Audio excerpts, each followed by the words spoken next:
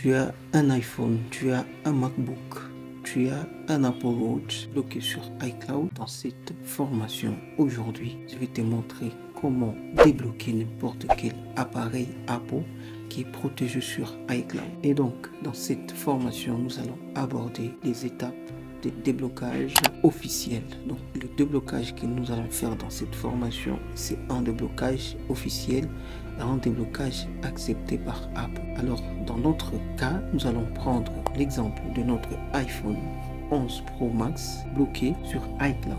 Donc, si vous essayez de voir très bien, notre iPhone est bloqué sur iCloud.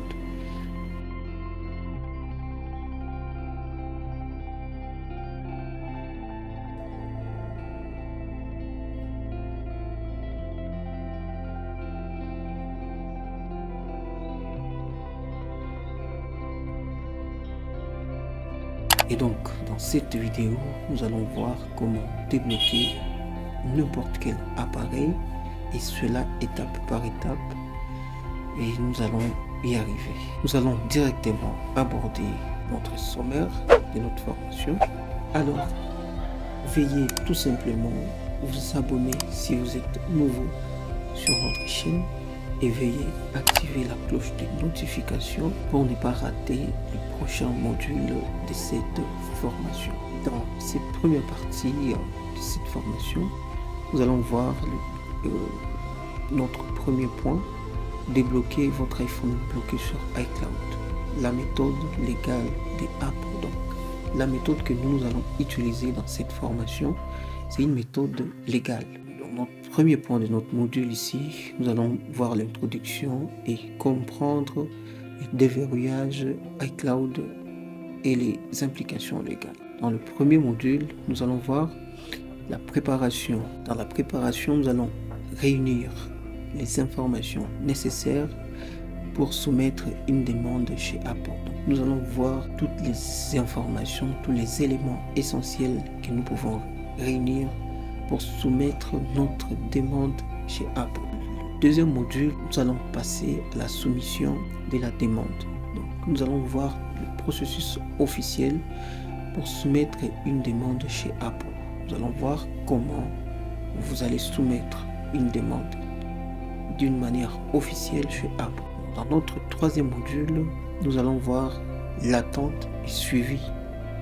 Après la soumission de la demande chez Apple, il faudra maintenant attendre et faire le suivi de la demande que nous allons soumettre chez Apple. Et donc là, nous allons voir comment suivre l'état de votre demande et que faire si vous avez un problème. Dans notre quatrième module, nous allons voir comment débloquer votre iPhone une fois la demande de Apple est approuvée. Quand Apple va approuver la demande, nous devons maintenant passer à un déblocage. Comment nous allons le faire? Nous allons voir tout dans ces modules. Dans le module 5, nous allons voir le conseil et les astuces. Maximiser vos chances du succès pour éviter les pièges courants. Là, nous allons voir les conseils devant être respectés pour que notre chance de notre demande soit maximisée. Et dans le module 6, nous allons faire une étude de cas. Et là, nous allons voir l'exemple réel des réussites et de l'échec dans le déblocage iCloud. Donc, nous allons voir si vous avez un échec, comment est-ce que vous pouvez vous comporter. Si vous avez une réussite, comment est-ce que vous pouvez vous comporter. Et le dernier point de notre formation, nous allons conclure. Nous allons faire la synthèse de tout ce que nous avons fait dans notre formation, étape par étape. Et donc là, nous allons passer directement à notre premier point, comprendre le déverrouillage iCloud et ses implications légales. Dans ce module, nous allons plonger dans le monde du déverrouillage iCloud, comprendre ce que c'est et pourquoi il est important de traiter notre demande de manière légale. Ici, dans le premier point, nous allons déjà aborder qu'est-ce qu'est le déverrouillage iCloud. Nous allons définir le déverrouillage iCloud et son fonctionnement. Donc là, nous allons devoir comprendre Le déverrouillage iCloud, c'est quoi? Et nous allons comprendre son fonctionnement. Et le deuxième point ici, nous allons voir les explications des raisons pour lesquelles un iPhone peut être bloqué sur iCloud.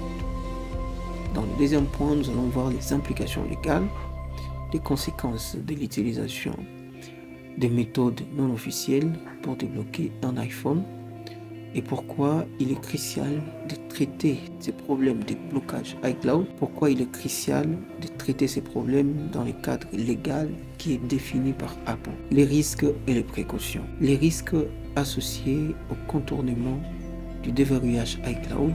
Nous allons voir tous les risques qui sont liés à cela. Nous allons voir l'importance de suivre le processus officiel pour éviter le problème juridique et de sécurité.